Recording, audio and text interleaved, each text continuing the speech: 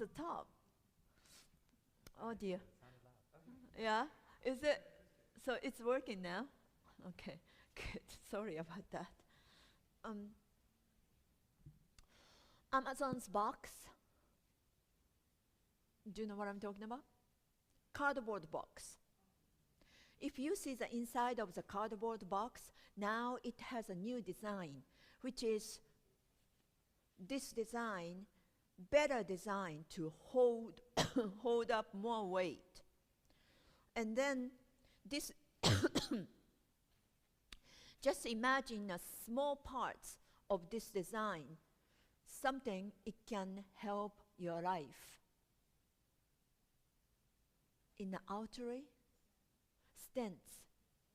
Stents is like an umbrella. It used to be like an umbrella, and then hopefully it opens up in your artery to give the surgery, or keep it from the blood clots to go up to your lungs. And that was not a good design. That's why my husband died. My husband had a surgery, and the umbrella did not open. That was 12 years ago. And now it's a better stent.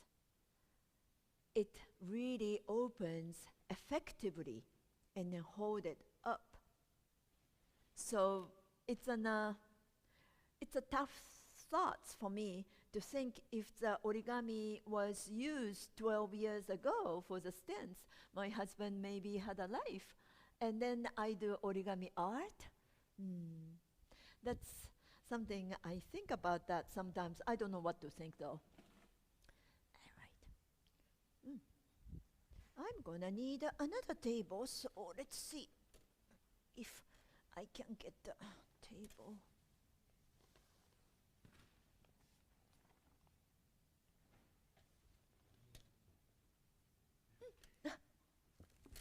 I'll use this one.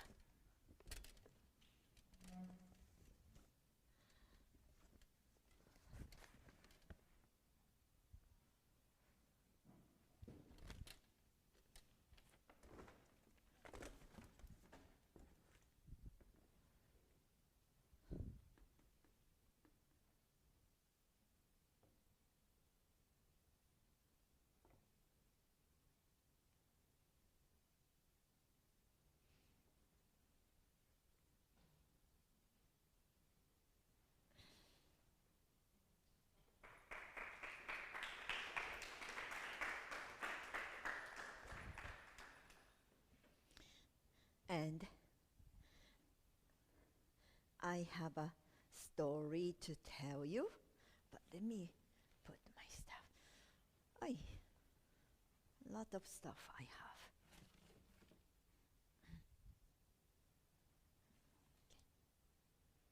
So I tell Japanese folk tales, and this is a dragon tale. Do you guys like dragon tales? Yeah? Japanese love dragon tales. So we have more than one dragon by color: white dragon, blue dragon, red dragon, and golden dragon. And by color, it represents different things. Just like a Pokemon, by the look, they represent different things, right?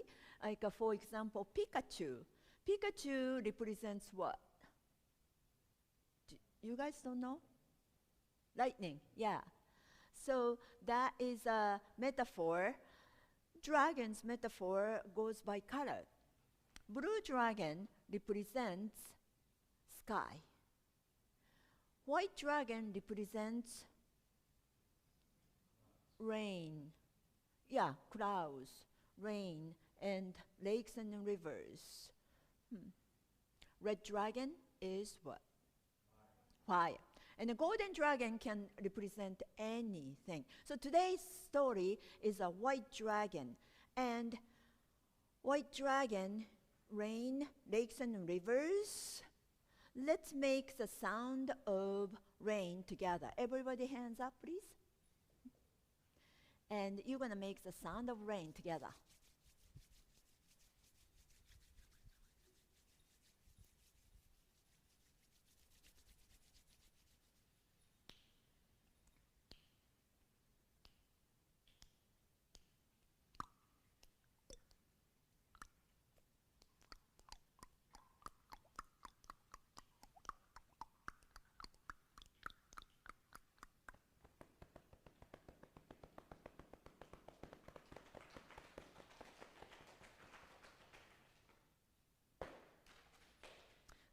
よい朝のさどっこいしょのしょはよい朝のさどっこいしょのしょこらしょこらしょIchi was a Urushi diver every day on his boat in the lake looking for Urushi tree.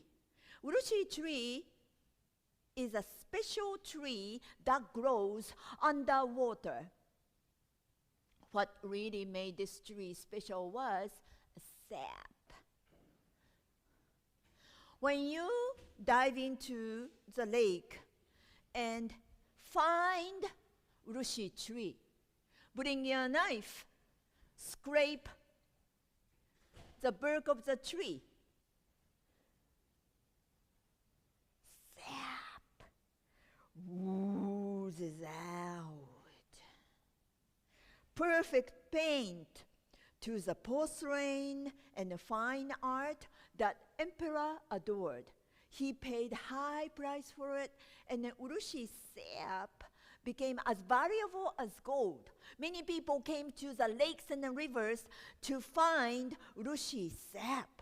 But it's a rare tree, it's hard to find. Ichi was one of them, looking for Urushi tree to be rich.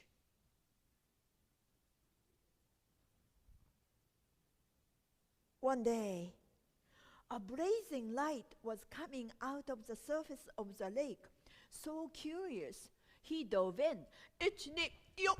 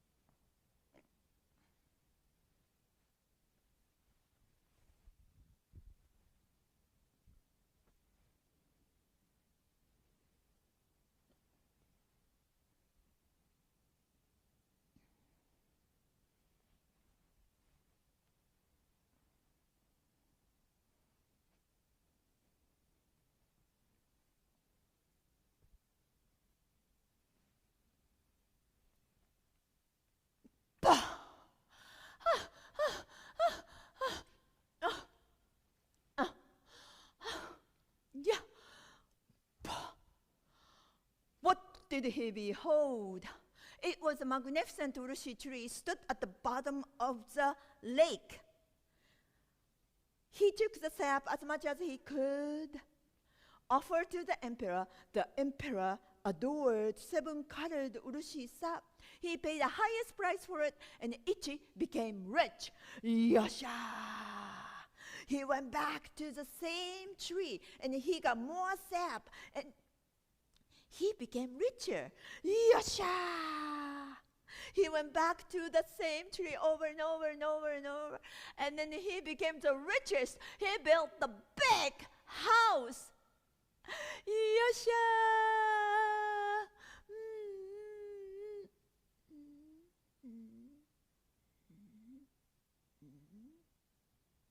But something bothered him. What if some others were to find my tree? He didn't want to share with nobody. He wanted to keep it all to myself. He got an idea. He decided to fold Origami dragon. A dragon was born from white snake's egg. Not the ordinary egg, but the egg that hatched more than 100 years. After its birth, a scale grows, the sign of power. 100 years later, whiskers grows, the sign of wisdom. Then obtain the spirit of guardian king to the lakes and rivers.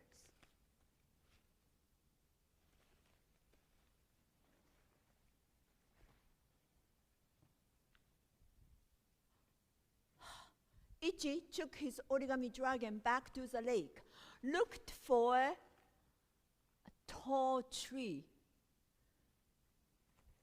the tallest amongst, and then climbed up to the top of the tree. And then from the top, he placed his origami dragon, made sure it's sticking out to the surface of the lake. Back to the surface of the lake. Yasha! Because he could see the reflection of his origami dragon from the top of the tree. It really looked like a real dragon resting at the bottom of the lake. He went back to his village. Do you know what he did? Anybody?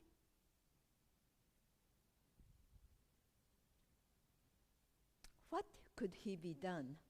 He didn't want to have anybody to the lake anymore.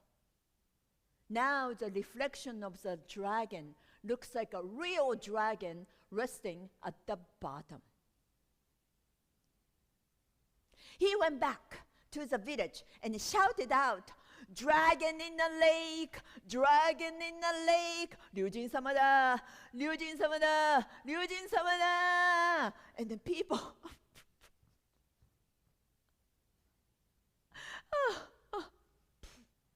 they heard it. Ryujin-sama da, dragon. There's no such a thing. Dragon is only from the folk tales. He should be dreaming. But the people in the village were curious what he was talking about. So they came. They came to the lake and to see what's going on. Do they know about the origami dragon on the top of the tree? No.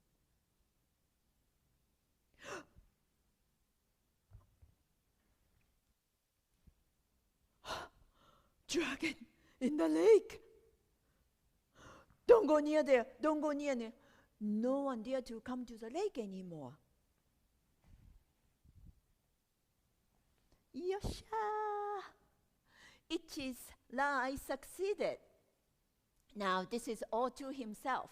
So he went back to the same urushi tree over and over and over until the tree dries out. And then when the tree died out, does he need this anymore? He climbed up to the top of the tree. And then he got his origami dragon down. And then he wanted to keep it in his closet. Maybe he will use it again. Into the closet.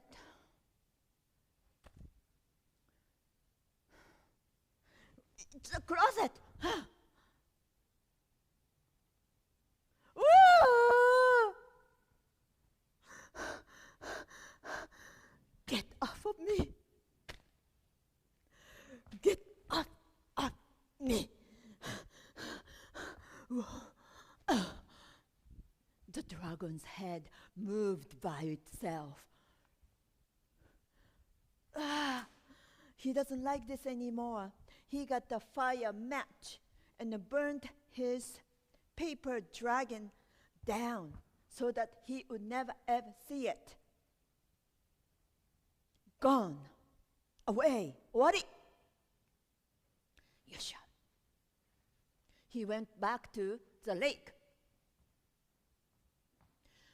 He was hoping maybe he'll find another urushi tree, maybe on the other side of the lake. When he came to the lake,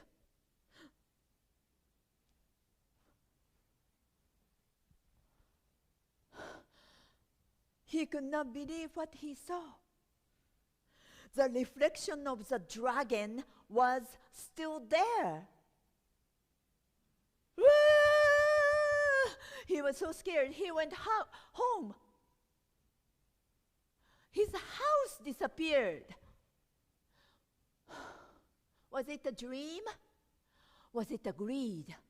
Or was it a story of Urushi dragon?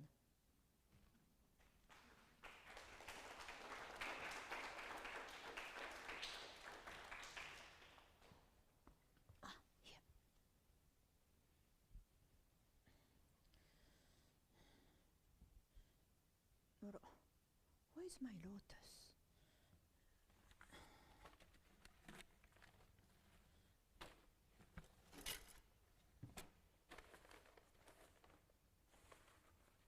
Oh, what a mess. Where is my lotus?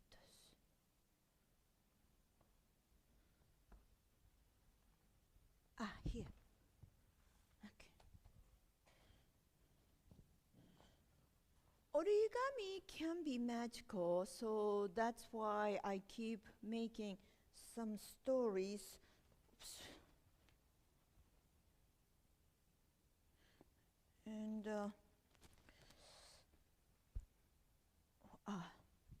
here.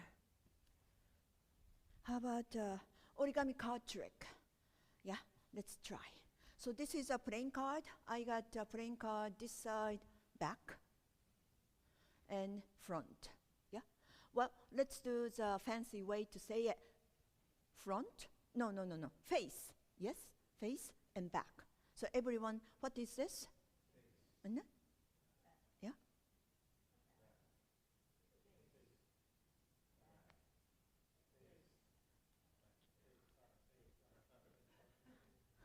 I need someone to help me out for this trick. Anybody?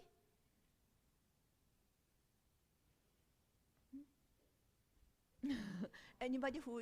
Okay. Everybody nice. Thank you. Magicians always need someone. All right.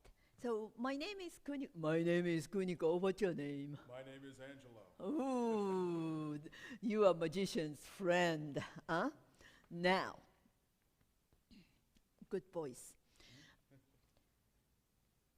You get to choose which side to show to the audience. Which would you choose? Face. So Angelo is going to show you the face. And then your job for this is holding it. And I have a special handle right here. Can you hold it like I do so that it's really, really tight? And then another job, I'm going to give you another job. Don't move. Stay right there. Don't move. Come on, that's not fair. Okay, good. Excellent.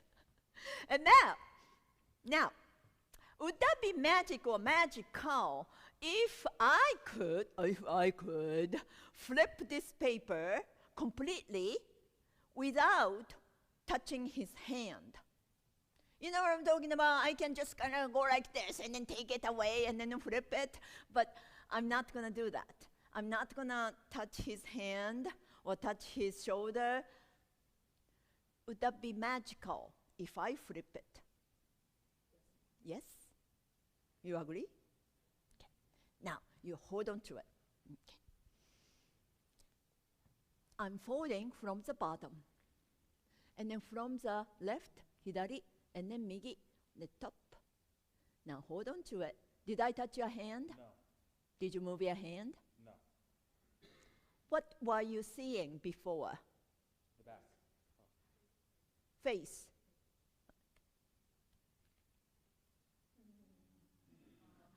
Ooh, how did you do that? Yeah. Thank you.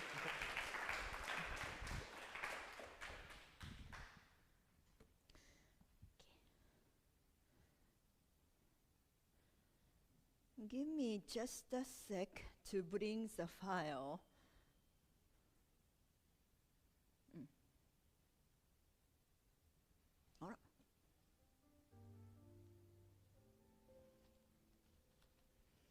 I got this piece of paper from my shed, nice and big. And then I tried to make something, but I forgot how to do it. So I grew up in a rough part of Osaka, Japan, where decayed buildings and narrow streets exhaled garbage from the street. ゴミばっかりやんか。Every day, that's how my morning began. Walking or riding my bike across the trash. 汚いやんか。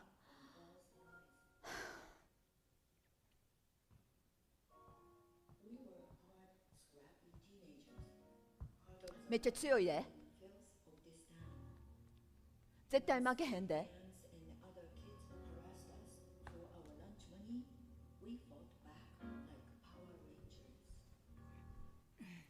1、2、3、4、5。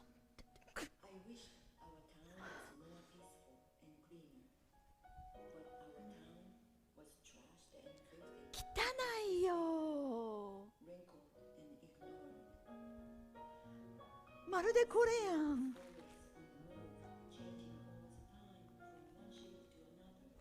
もうこんなんいらんねんて。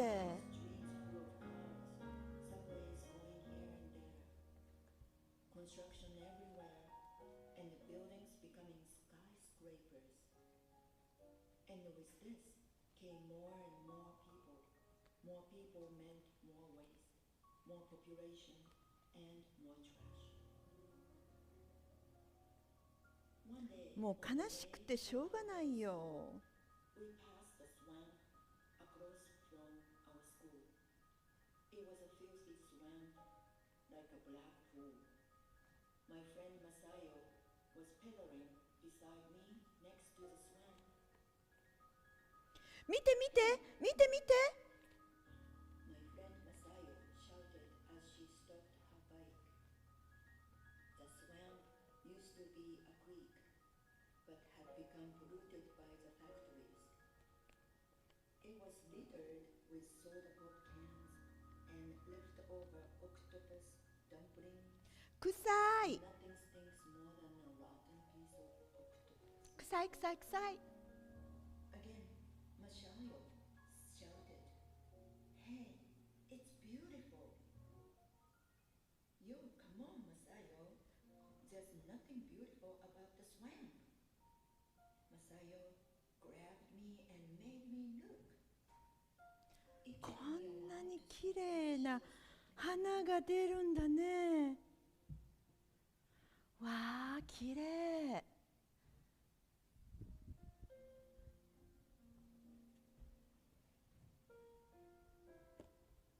We walked to the water's edge, and I saw a lotus flower rising up from the mud in the swamp. How could such a beautiful thing grow out of the filth? A feeling unfolded, a feeling of hope, a special strength, an inner courage. I thought to myself, can I be a lotus like you?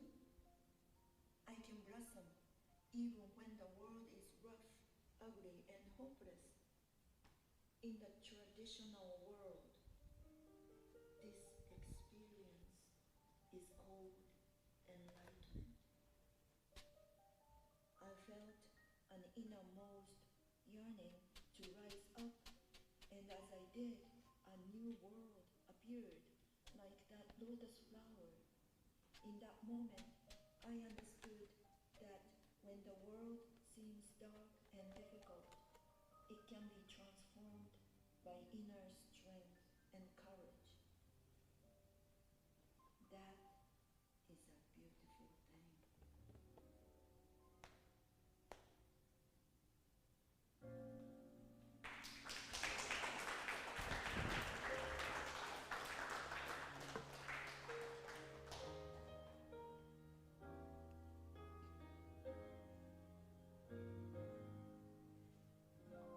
Thank you so much for coming to my show. And I hope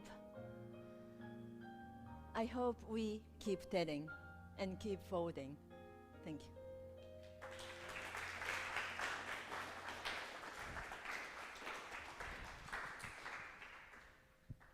Thank you, everyone. The magical Kuniko Yamamoto. One Thank more you. round of applause.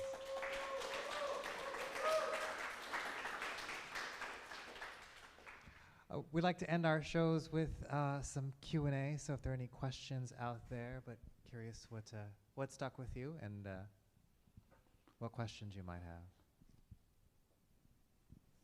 And I'll bring the mic to you.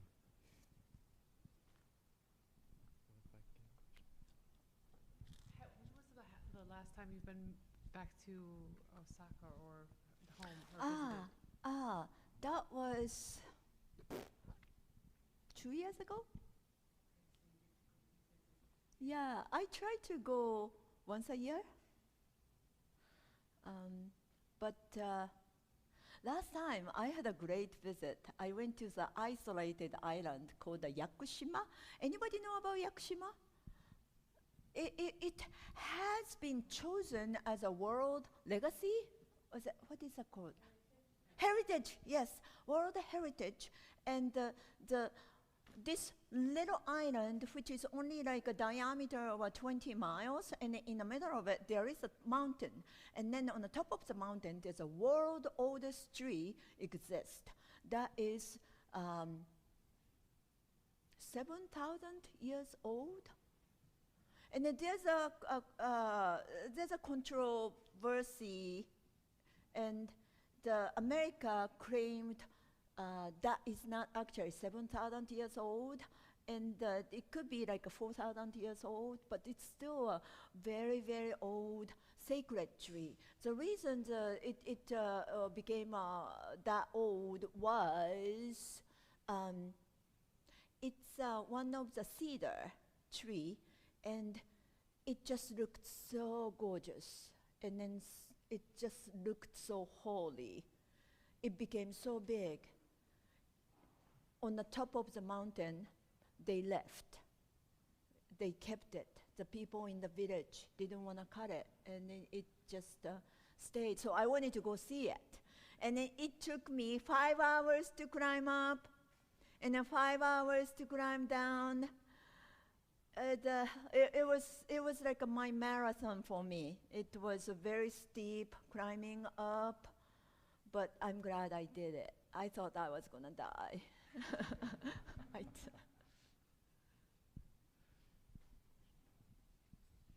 Questions out there?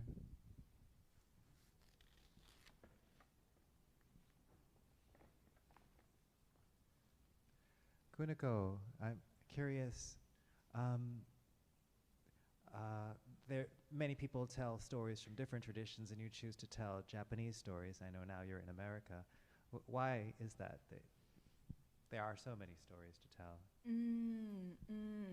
At the beginning, I have several answers. At the beginning, that was for money.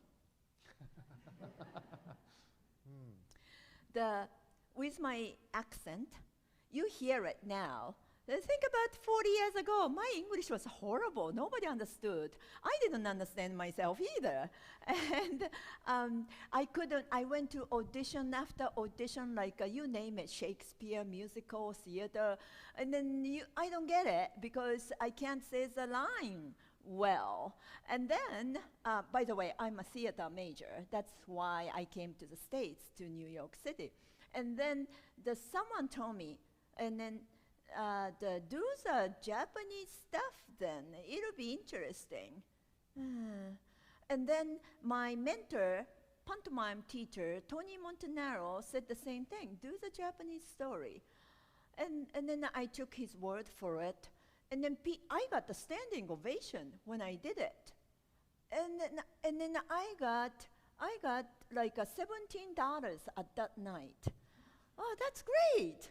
This is a good beginning. And then after that, I made a show, not 15 minutes, but a half an hour show.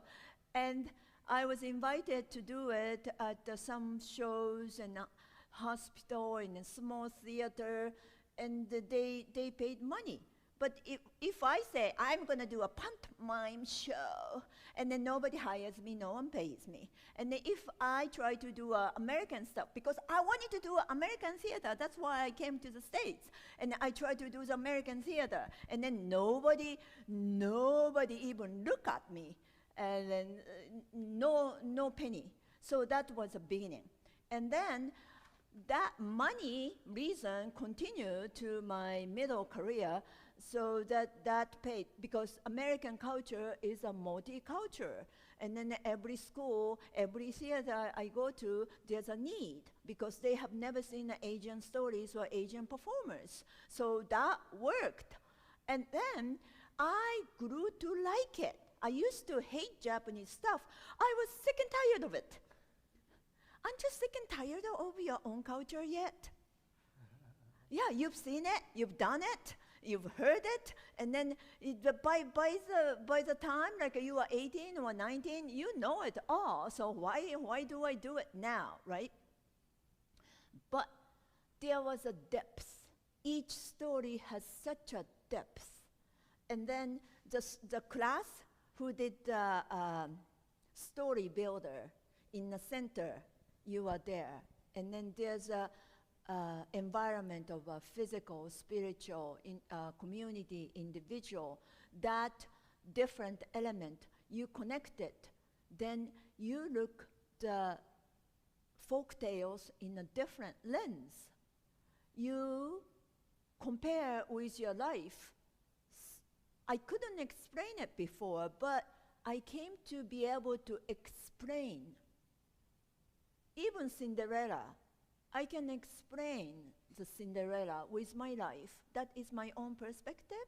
And then I don't have to say it to you, but I put my interpretation to every story. And then that story becomes so rich. Like a dragon tale, I put so much of me into it. Then it became different. It's almost like a different story to me. So that was so fascinating. So that's why I chose Japanese tales, because something really meant to me.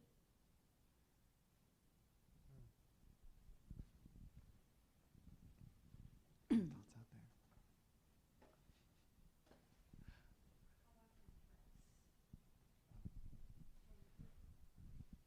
there? Can you explain your dress to us? Yeah. So this is called kimono. It's a Japanese traditional clothing. I said traditional. These days, we don't wear it anymore. We wear the clothes just like you are wearing, the same. But we do it for special occasion, right? And this part is called obi. Obi is nothing but a belt. And it's 6 yards long. Sorry, once in a while I forget this. 6 feet long? It's gotta be not 6 yards long, 6 feet long. Yeah, like your height, right? Yeah. Could be a little taller than that, a little more than that. And you just wrap yourself twice, and then you still have a long piece. And then you make a knot in the back. And it's a knot. You can make it to like flowers and ribbons, and you can make it in a very different way. This one is a cord, and then if I take this off, everything goes down. Blah. People ask me, I get this question, is that the backpack? Do you use it? It looks like I can carry something, but not really, because it's not gonna be secure. What I can use is here more. And then it's like you can carry, it's a big pocket, and you can carry like this. Or you can just tuck it here, and you can put something. And then something important, money or cars, you put it in here. And it's called obi.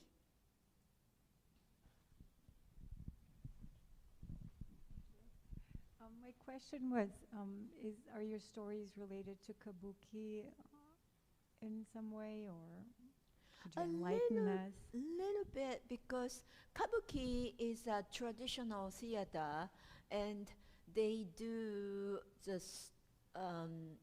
story based on the folk tales and the myth. So a little bit overlap, but the real overlap is ka means music, bu means dance, ki means trick or effect. Japanese stories are very simple, in a very simple plot, so it's not that entertaining.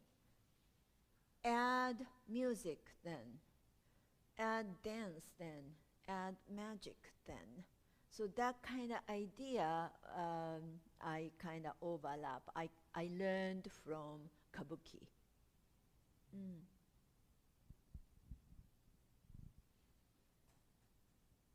I'm curious,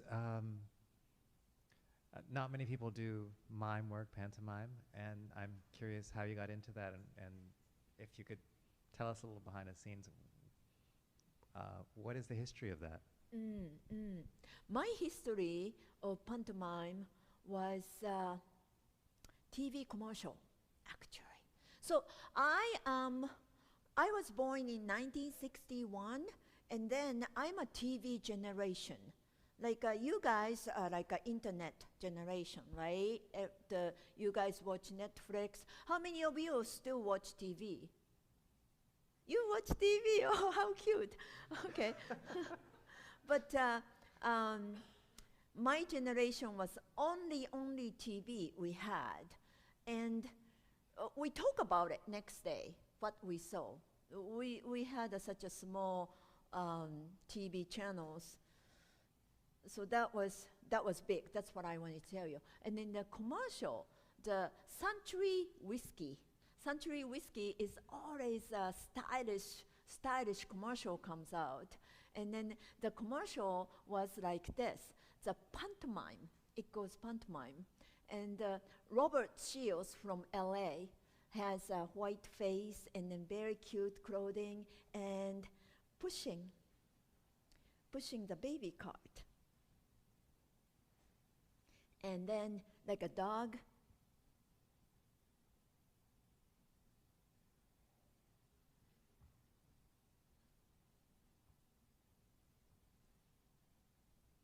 something like this. I can't remember exactly. It was just so amazing. He was the only one, but I could see baby, I could see a dog, I could see a friend, and saying goodbye on the street. That was so magical to me. And I was like a high school student. I was just mesmerized. And then we kept seeing that. And then after that, do you guys, I don't know, I don't think you've heard of it, Moomenshans. Yeah. Moomenshans appeared on the Sony's commercial. And then they were doing like something, the pantomime again. It's like a la la la la la la la, and the bun, and then something happy things, happy music comes in.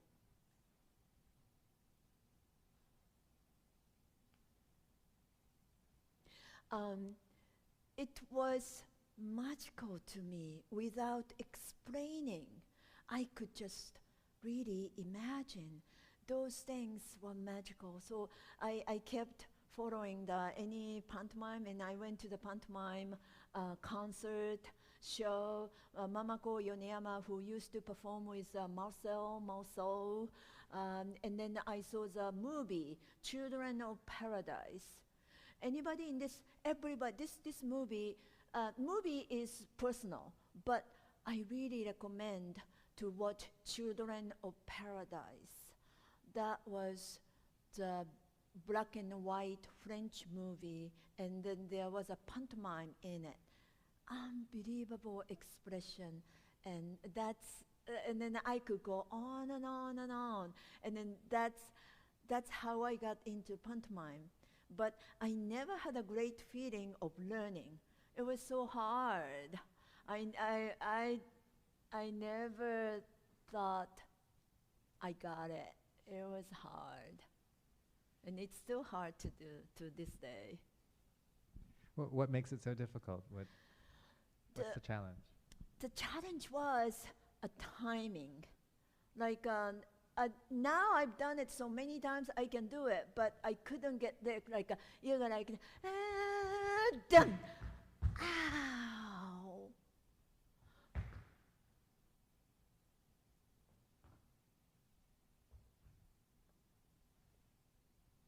So even just this sketch, like I can do this, and then but you know the wall you cannot see, and then there was a timing you have to really bang it, bang, and then you have to react immediately, and then ow, right?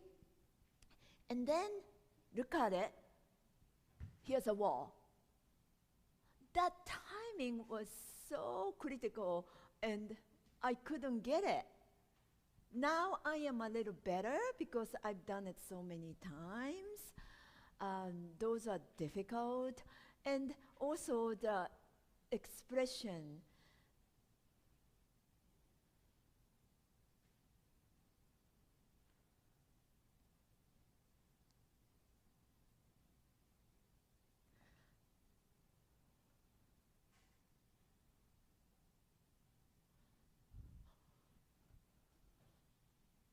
The pony, right? The character who loves pony. How do you show you love? And then back then, I go like this to show my love. Whoa. And then nobody does that. And then I just didn't know what to do. Kuniko. My last question, I don't know how many in the audience plan to be performers or in that kind of economy. And I was wondering what advice you have for folks who are going into theater or the arts or... I think one of the words I like is from several writers and artists, follow your bliss. Listen to yourself. That's something I think important. Other than that, I can't think of too much. But you know, the theater and the storytelling, you might think it's just entertainment sake, fine arts sake, but it's everywhere. Would you agree? The theater and the storytelling is everywhere. Like, how many can anybody, I bet this, because in my studio, I have some college students. How many of you want to become IT business? No, yeah, IT business. How many of you want to go into the marketing business? Teaching business? Okay, teaching, educating. I live right next to New College and Ring Art College and USF. The students come to my studio, and those are the IT business and marketing business, education, research business. Anybody? Yeah, sales business. No? Cooking, chef. No. Anybody can tell me if I forget? Medical? No. Or you have no clue what you're gonna. That's okay, because I'm with you. I was like that too. Whatever let's say education, when you become teacher, you have to interpret the textbook. Do you remember the fun teacher who can really make the class fun? Do you know any teacher? Do you remember somebody? that teacher had a way to show you how to express certain things.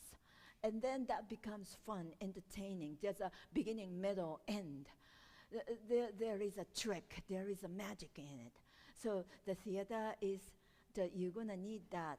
And then whenever you do it, you can just do it artificially, like a copy somebody, or do just artificial way. Even you use the AI and then imitate it. But it's not, that's not fun. Do it from your guts. Follow your bliss.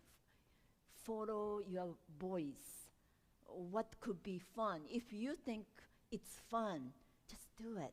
And then people might ignore it because it's just so out of blue. But I think that's more unique. And then remember, you as a center of this environment, do yours. That's something I really think. In a sales job, marketing job, in any business, do your thing. Do your thing. Even you are copying it, even you are imitating somebody's, do your thing. That's what I tell myself. That's what I tell myself every day. Thank you. So I think that's good advice. No matter what you're going into, follow your bliss and do your thing. Let's have another round of applause for Kuniko Yamamoto. And thank you all for coming tonight. Thank you. Thank you, Kuniko.